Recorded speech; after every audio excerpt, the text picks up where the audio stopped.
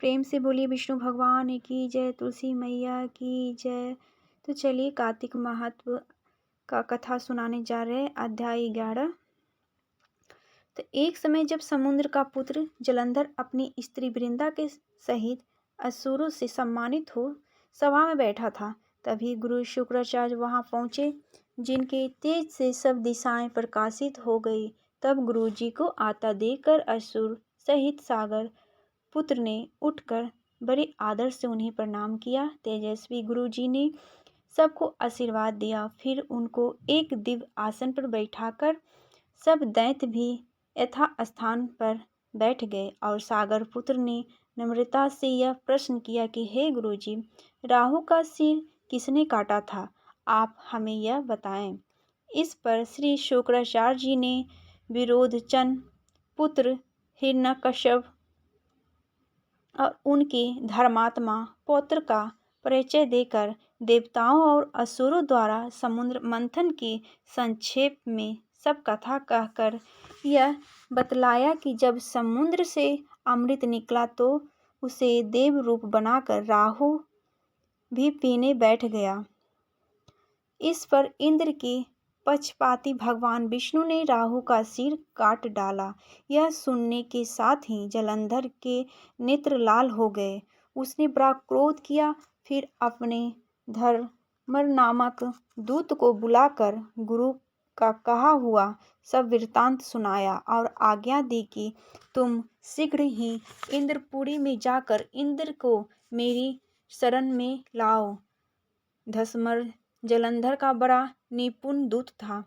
वह शीघ्र ही इंद्र की सुधमा नामक सभा में जा पहुंचा और उसने जलंधर के शब्दों में कहा, हे देवांतधाम, तुमने समुद्र को क्यों मथा और मेरा पिता के सब रत्नों को क्यों ले लिया है? ऐसा करके तुमने अच्छा नहीं किया। यदि तुम अपना भला चाहते हो तो उन सब रत्नों सहित देवताओं के साथ मेरी शरण आ, अन्यथा हे सुराधाम, मैं सत्य कहता हूँ कि तेरा राज ध्वंस कर दूंगा। इंद्र यह सुनकर बहुत विस्मित हुए और कहने लगा, पहले सागर ने मेरे भय से सब पर्वतों का अपना कुंची में क्यों स्थान दिया? अब मेरे शत्रु दैत्य की क्यों रक्षा की? इसी कारण से मैंने उनकी सब रत्न हरण किए हैं। मैं सत्य कहता हूँ कि मेरा द्रोही सुखी नहीं रह सकता। इंद्र की बात सुनकर वह दूत शीघ्र ही जलंधर के पास आया और सब बातें उसे कह सुनाई। जिन्होंने सुनते ही वह दैत्य क्रोध के मारे अपने होठों को काटने लगा और देवताओं को जीतने के लिए उसने उद्योग आरंभ किया। फिर तो सब दिशाएं तथा पाताल से करोड़ों दैत्य उसके पास आ गए। शुभम निशुंभ सेनापतियों के साथ लेकर जलंधर इंद्र से युद्ध करने लगा। शीघ्र ही इंद्र ने नंद नवन में अपनी विशाल सेना उतार दी। वीरों की शंख ध्वनि और घोर गर्जना से इंद्रपुरी गूंज उठी। अमरावती छोड़ देवता उसने युद्ध करने चले गए।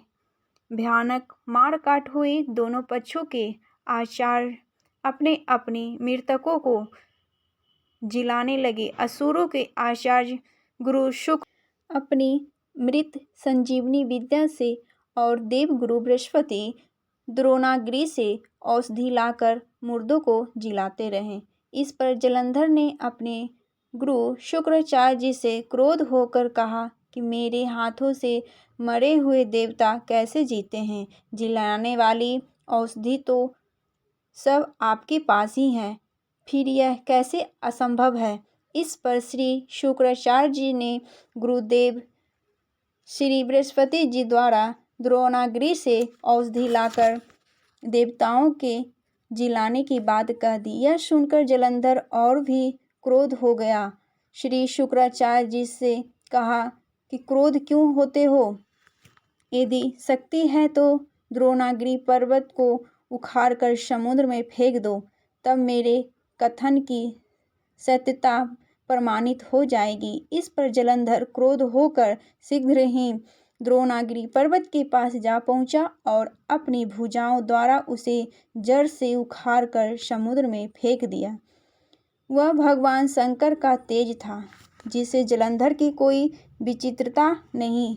पश्चात यह सागर पुत्र युद्ध भूमि में आकर बड़े वेग से देवताओं का संहार करने लगे। तब गुरु बृहस्पति औषधि लेने के लिए द्रोणागिरी पर्वत पर पहुँचे तो द्रोणागिरी की जगह वहाँ पर उन्हें सूना मैदान मिला।